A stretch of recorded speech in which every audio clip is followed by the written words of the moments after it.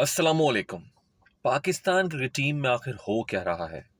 कौन है responsible Pakistan cricket board में जिन्होंने फ़खर जमान के करियर को दांव पर लगा दिया, पाकिस्तान क्रिकेट टीम को दांव पर लगा दिया, सिर्फ अपनी इज्जत अपनी अना बचाने के लिए? फ़खर जमान जो पहले ओवर में न्यूजीलैंड के खिलाफ इंजर्ड हुए, उसके बाद फील्डिंग करते हुए जब वो इंजरी का शिकार हुए तो बाहर चले गए। वो 12वें ओवर में आए। 12वें ओवर में आने के बाद वो फिर तकलीफ में थे। 3 ओवर्स उन्होंने स्टे किया। 3 ओवर्स के बाद वो फिर बाहर चले गए। फिर उनको जोर दिया गया होगा कि भाई अब तुम जाओ 32वें 33वें ओवर में, अदरवाइज पेनल्टी ऐसी है कि तुम ओपन भी नहीं कर सकते। फिर वो 33वें ओवर में वापस आए, 17 ओवर फील्डिंग की, स्ट्रगल किया, दर्द में रहे। पाकिस्तान के लिए फखर जमान इंजरी के बावजूद फील्ड में रहे, लेकिन उन लोगों का एहसास नहीं हुआ जिन्होंने फखर जमान को फील्डिंग में भेजा। उसके बाद फखर जमान जाते हैं और जाने के बाद अब वो ओपन तो आ नहीं सकते। सलाम है इस टीम मैनेजमेंट को, सलाम है वहां पर टूरिंग सिलेक्शन कमेटी को, जिन्होंने सऊद शकील और बाबर आजम एक जैसे प्लेयर्स को ओपनर उठा के भेज दिया। मतलब आपका जहन ब्लॉक हो चुका था वहां पर जो लोग मौजूद थे कि भाई एक जैसे प्लेयर्स को आपने 321 रन के टारगेट को चेस करने के लिए भेज दिया। बाबर आजम सऊद शकील ऑलमोस्ट सेम तरह से खेलते हैं। आपके पास नीचे सलमान अली आगा भी मौजूद थे, आपके पास नीचे खुशदिल शाह भी मौजूद थे, आप रिजवान खुद T20 में ओपनर कर चुके हैं, ओपनर आ चुके हैं, लेकिन नहीं।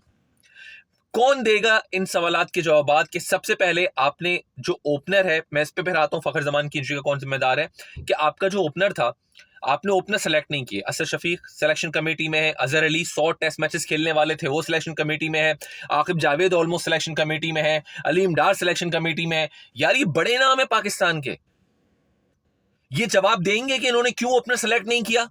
चैंपियंस ट्रॉफी बायलैटरल सीरीज नहीं खेल रहे थे आप, भुगतना पड़ गया कि आपका दूसरा ओपनर भी इंजर्ड हुआ, आपको लाले पड़ गए। यहां पर देंगे आप लोग जवाब? नहीं देंगे आप लोग जवाब। आप लोग डरते हैं बात करते हुए, आप लोग अपनी सीट प्यारी है, पाकिस्तान प्यारा नहीं है। उसके बाद अगर हम आगे चलते हैं, फखर जमान को जिन लोगों ने ओपनर तो वहां नहीं सकता था, वरना ये लोग उसको ओपनर भी भेज देते। फिर चलो आपका जहन यहां रुक गया, भाई नजर आ रहा है फखर जमान इंजर्ड है, 321 का टारगेट है, आपके पहले ही 2 आउट हो गए, रन चेज नहीं हो रहे, क्या जरूरत थी फखर जमान को भेजने की? मैच तो आप हारे हुए थे। अगर आप फखर जमान को ना भेजते, फखर जमान नहीं आता, कोई और यहां पर आ जाता, जो हम उस वक्त कमेंट्री बॉक्स में बैठे बात कर रहे थे बार बार, शोएब अलवी ने पॉइंट उठाया कि जब फखर जमान आए उन्होंने कहा क्या जरूरत थी भेजने की।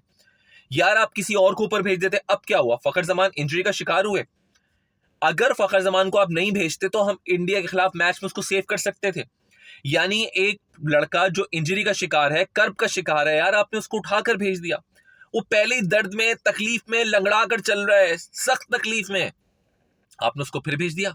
आपने कहा जाओ खेलो, हमें तो अब मैच जितवा के दो, हमारी सीट्स पक्की रहनी चाहिए। टूर एंड सिलेक्शन कमेटी, कप्तान, सबको सलाम है, रिजवान को, वहां पे जो जो लोग मौजूद थे, उठा के भेज दिया आपने उसको, सिर्फ इसलिए कि आप मैच जीत जाए। आपने आगे का नहीं सोचा कि चैंपियंस ट्रॉफी में आगे इंडिया के साथ भी मैच है। भाई अभी सेव कर लो। अब हुआ क्या, 17-20 ओवर जो उसने फील्डिंग की अपनी इंजरी की वजह से, फिर उसने जो बैटिंग की, पेन किलर यूज किया, फिर रुकता, तकलीफ में आता, फिर फिजियो आता, पेन किलर देता। वो जो तकरीबन 30 ओवर आप कह लें, अगर वो नहीं होता फील्ड में बैटिंग के दौरान और फील्डिंग के दौरान, तो वो बेहतर हो सकता था। जब वो बेहतर हो सकता था तो वो इंडिया के खिलाफ आप उसको सेव कर सकते थे, लेकिन आपने नहीं किया। आपके पता नहीं कहां पे थी ये चीज, आपने उसको सेव नहीं किया और आपने फखर जमान को बली का बकरा बना दिया पाकिस्तान क्रिकेट टीम को बचाने के लिए, जो पहले ही लुट चुकी थी।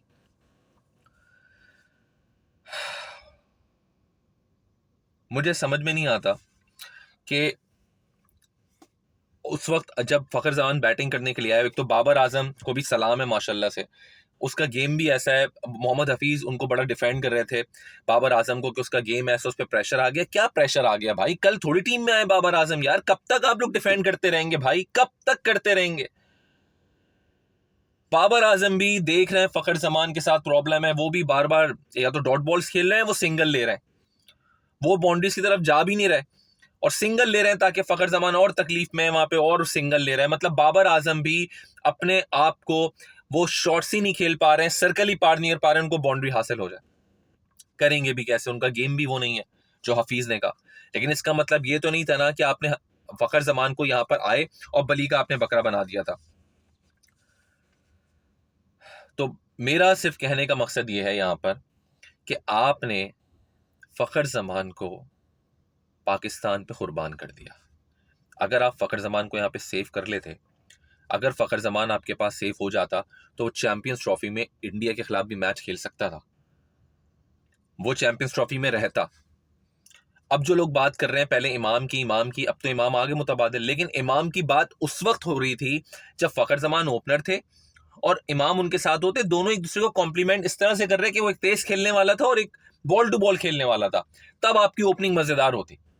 अब तो एक जैसे प्लेयर, अब तो इमाम भी बॉल टू बॉल खेलते हैं। अब इमाम आ भी गए तो क्या फायदा, आपके पास दूसरा ऐसा तो कोई प्लेयर ही नहीं है।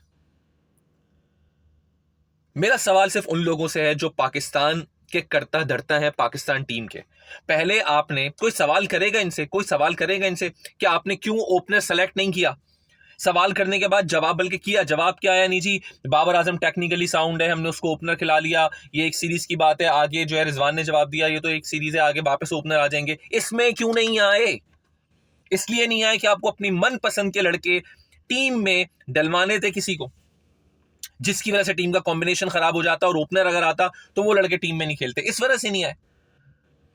कॉमन सेंस की बात है, बच्चों को समझ में आएगा कि आप अपने साथ सैम अयूब को रख रहे थे, सैम अयूब इंजर्ड हो गए, आपके पास कैरी कर रहा था यहाँ पे इरफान खान नियाजी भी, सुफियान मुकीम भी, आपने उन दोनों को भी बाहर कर दिया, आपके पास फुकदान हो गया पाकिस्तान में। क्या यार, गुर्बत तो थी पाकिस्तान के अंदर, इकोनॉमी तो थी पाकिस्तान की, डॉलर का तो हमने 280 पे लेके चले गए थे, क्या ओपनर्स का भी फुकदान हो गया हमारे पास? इनका तो बस नहीं चलता, ये तो शायद ओपनर भी इंपोर्ट कर लेते।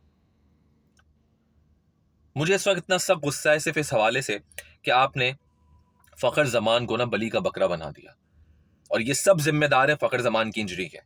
जिस तरीके से, यही तो डिसीजन लेने होते हैं यार, आप लोग क्रिकेट खेलें, ग्राउंड में मौजूद हैं, यही तो फैसले लेने वाले होते हैं कि अब क्या करना है, क्या सोचना है।